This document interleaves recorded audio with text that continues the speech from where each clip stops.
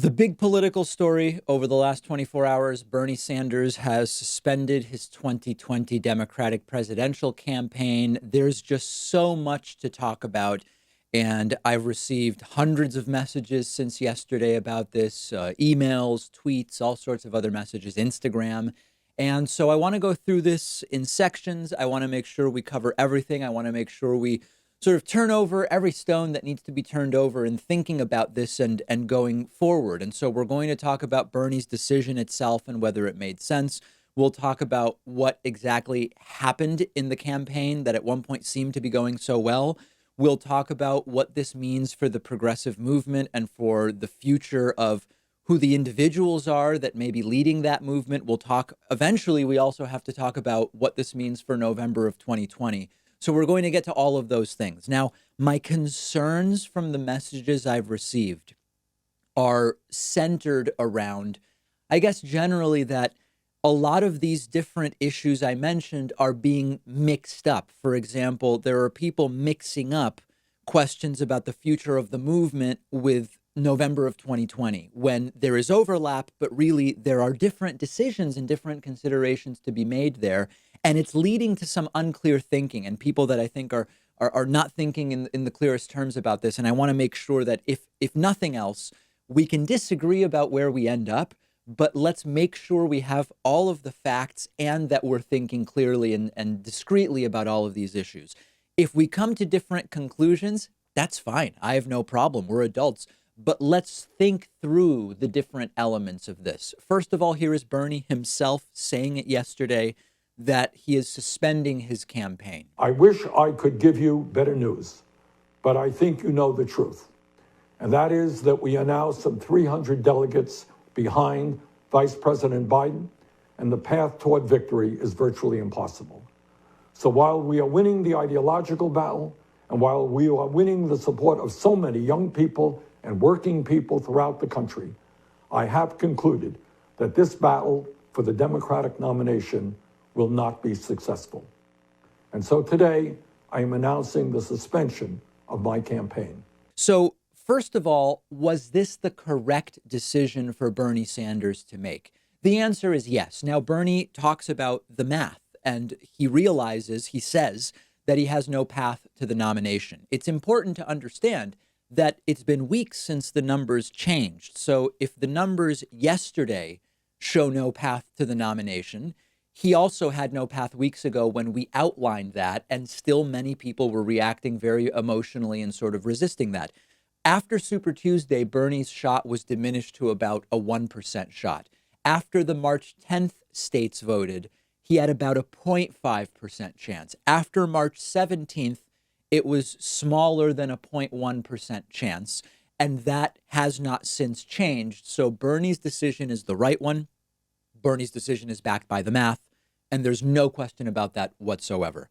Remember, even after it was just Biden versus Bernie and everyone else was out, Biden kept building bigger and bigger leads in the polls. There was the idea that coronavirus would turn it around and reinvigorate Bernie's campaign. In the polls, Biden kept pulling away. So that's that. I don't really think there's that much more to say about it, particularly because Bernie has suspended his campaign. Next question is about the timing. Bernie getting out yesterday, April 8th, as opposed to earlier, as opposed to later. I don't know that this is the most important issue, but I'm not so sure about the timing. I mean, to me, again, the numbers haven't changed for 3 weeks. So in a sense, it might have made more sense to get out 3 weeks ago when we were not in the middle of the peak of a 100-year pandemic, where this is likely to be a story that gets 24 to 36 hours of attention, and then the attention is going to be greatly diminished. Waiting, I mean, listen, if you've waited this long, maybe you just keep waiting with no other primaries that are voting in person in the immediate. Maybe you keep waiting with the idea that when the virus starts to settle down in the news, as hopefully it will in the next month, although we don't know, maybe there's an opportunity for Bernie to get more attention with this, get some concessions or something with Joe Biden that will be a show of both unity and maybe also some policy concessions that Joe Biden, I don't know. I'm thinking out loud here, But I don't think this is really the most important thing. My instinct is that this is acutely a time because we are, 2,000 people a day in the US are dying right now because of the coronavirus. This maybe is not the best time to get the most attention for what you're doing and maybe spend the political capital you've built in the most effective way. But I don't think it's the most important thing to be talking about. Could maybe Bernie get something out of this in the future? Because remember, Bernie is suspending. You can still vote for him in upcoming primaries. He will continue to accumulate delegates. And at some point in the future, we imagine before or at the convention may be in person, it may be digital. We just don't know right now because of the virus. Maybe there is some show made out of Bernie turning over his delegates, directing his delegates, releasing his delegates, and sending them to Biden in exchange for something. That may still happen. I don't know that we need to armchair quarterback that too much. Now, let's move on to a bigger issue. What about the meaning of this for the progressive movement and the understanding of why Bernie lost, which if we don't learn anything from this, it's been a waste. If we don't learn anything from this, the same things are going to keep happening. Now, a lot of this analysis I've done before because we've already done our postmortem on the Bernie campaign. Mathematically, in the last 3 weeks, nothing changed. And Bernie accepting that the math has no path to his nomination, the math was the same 3 weeks ago. So we did most of our postmortem 3 weeks ago. I won't go crazy spending time on that, but the key points to hit, just so we're all kind of up to speed. First of all, the Democratic primary electorate is not as progressive as the internet, Reddit, Twitter progressive movement might make us think that it is. This is just a reality. We talked about this a few weeks ago. There are a lot of Democratic primary voters who just aren't participating in those online forums, so we don't see them. We come away thinking that what we see on Reddit and Twitter is far more representative of the Democratic primary electorate than it actually is. We sometimes are swayed by Bernie's large rallies.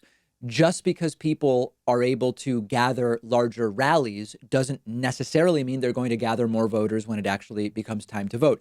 Now, you will hear on Twitter in response to this, you're wrong, David. Everybody wants Medicare for all. Everybody wants free college. People were confused or tricked or bamboozled into voting for Biden because of these wrong calculations about electability. People are wrong.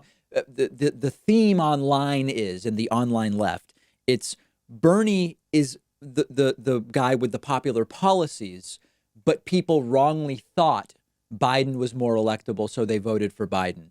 That's not really true. And if you look at more detailed polls, it's very easy to say everybody loves Medicare for all, but somehow they voted for Biden. It's not completely true. And this is something, if we don't accept, if we don't realize it, we're not going to fix the problems. If you look at data from the Kaiser Family Foundation, it's pretty clear. I want a disclaimer.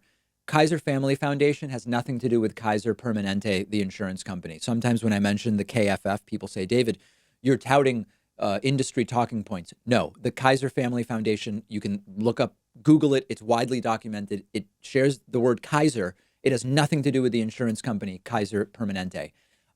They are an independent research agency. And the point is, the more you tell people about Medicare for all and how it would actually work, the lower support is. Now, this doesn't mean Medicare for all is good or bad. I'm talking about the political viability. We have some of the data on the screen. This is not anything about my opinion. It is simply me reminding you the numbers are more complex than simply saying everybody loves Medicare for all, but somehow Biden won by 2.5 million votes. The more you tell people about the specifics of how Medicare for all would work, the more divided opinion is. It's not overwhelmingly against Medicare for all, but opinion about Medicare for all is split very evenly as people learn more about the specifics. So it's not overwhelming support. Number two, policy aside, not enough people liked Bernie enough to vote for him. This is not the Hillary stuff. Nobody likes Bernie. That was referring to members of Congress and the Senate.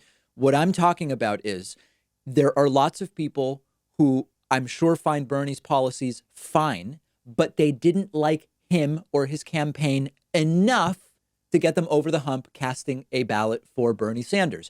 Now, there are all of these hot takes that Bernie lost because voters were confused about issues versus electability. but a lot of people just didn't like Bernie enough to vote for him. It's just the reality. Okay, I don't take it personally. It has nothing to do with the viability of the policies either. Number three, I've already talked about the toxic people around Bernie. There are lots of them. This isn't about mean people on Twitter. That's not what I'm talking about. I'm talking about campaign surrogates. It wouldn't be particularly decorous for me to start naming them. Is it decorous or decorous? For me to start naming them down now, it's over, but there are lots of people around Bernie that were repellent to many, many voters. It was a bad calculation. What can you do? Okay, we learned. And lastly, Bernie was not helped by some of the optics around his campaign.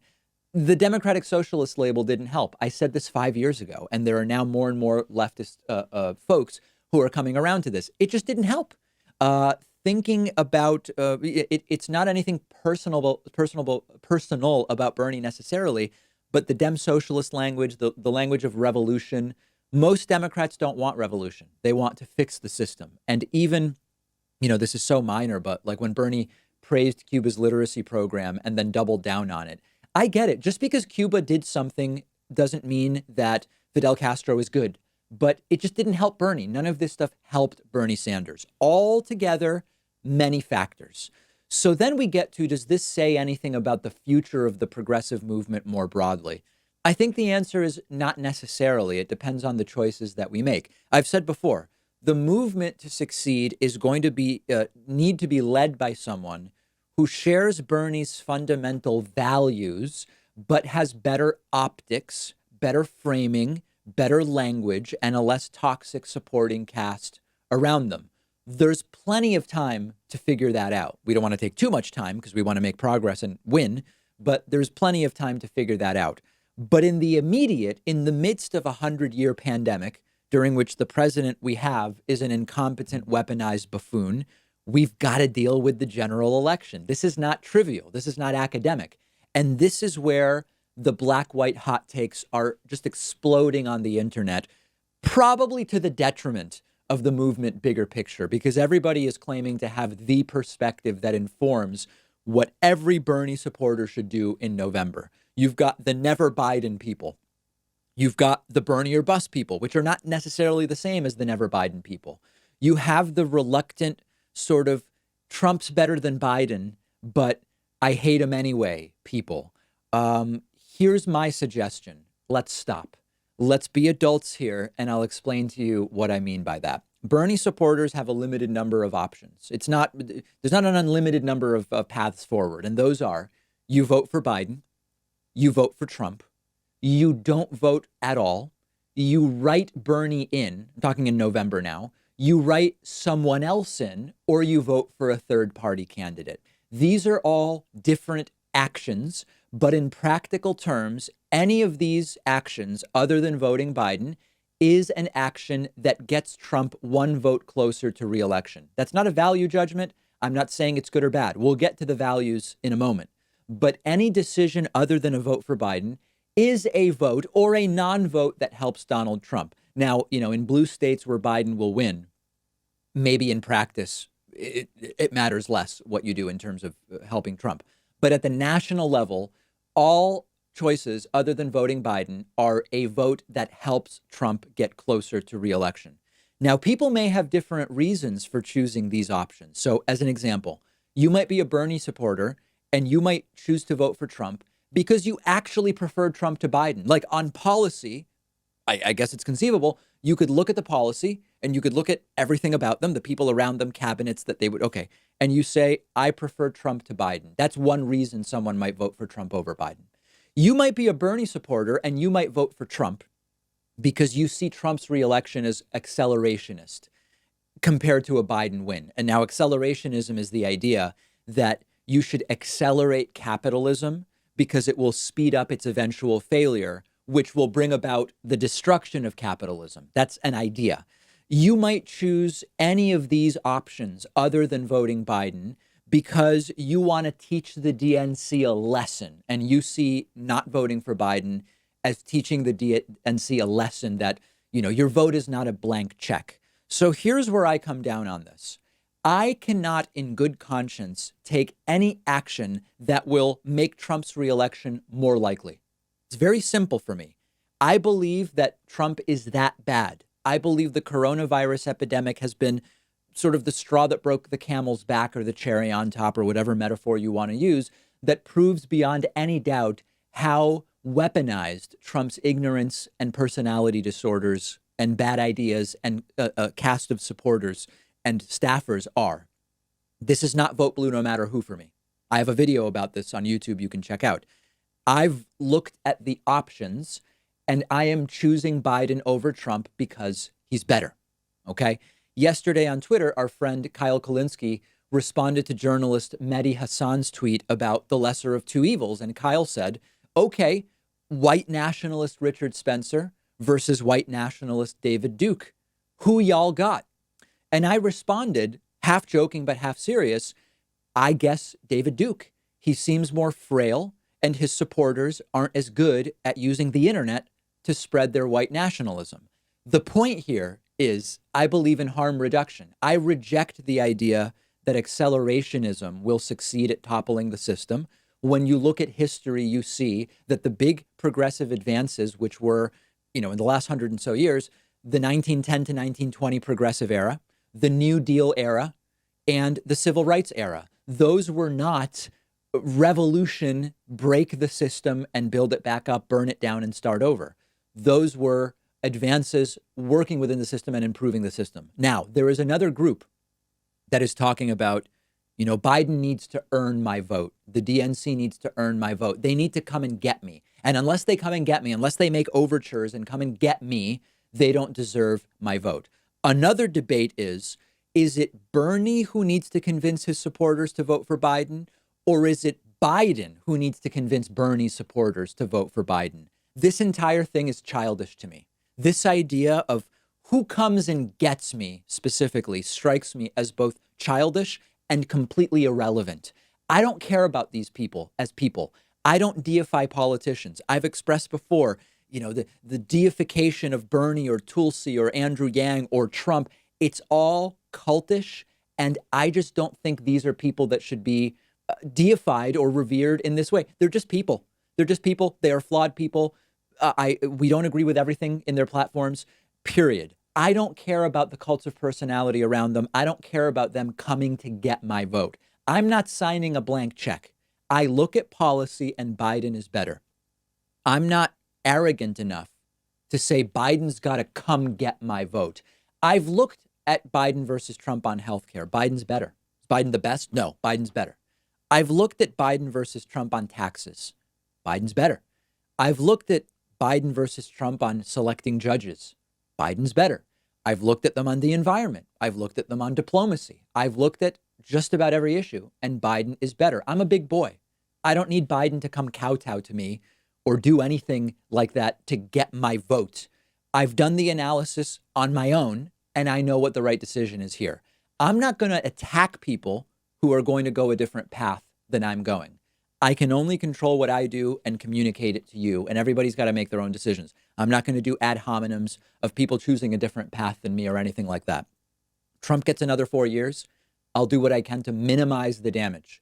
If Biden wins and defeats Donald Trump, it will be a very important victory for the United States, and it'll be an underwhelming milquetoast center-left presidency, which I will work my ass off to ensure is as progressive as possible by pushing Biden. Everybody's got to decide for themselves. Are you okay with your actions helping Trump get reelected? Maybe the answer is yes. I don't think you're a bad person. I just think you're wrong. For me, the answer is no. So I'm very confident in the action that I have to take, and it's voting for Biden over Trump. Let me know your thoughts. I'm ready. I'm on Twitter at @Pakman. We will take a break and be back right after this. One of our sponsors today is a game called Lawgivers, a turn-based political simulation game for PC, iOS, and Android. If you've ever wanted to start a political party or run for office or shape the destiny of our country, here's your chance. I've been having a ton of fun with the game. You do get to experience legislative democracy up close, and the dynamics of the game are really impressive. You make election promises to your constituents. It's up to you whether you keep those promises when you're in office. All of the laws you pass affect your country's happiness and safety, healthcare, environment. You can abolish laws that are already in place.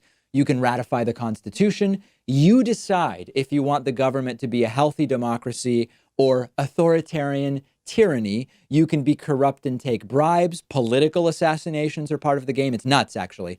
It's a really good time. It doesn't get old because you'll never play it the same way twice. This is not some cheesy free-to-play game. It's very clear that a lot of time went into the development. It has very positive reviews on Steam and in the app stores, 4.5 stars or higher on all platforms. Go to davidpakman.com/game, which is where you can watch the trailer, download the game for Steam, iOS, and Android. That's davidpakman.com/game.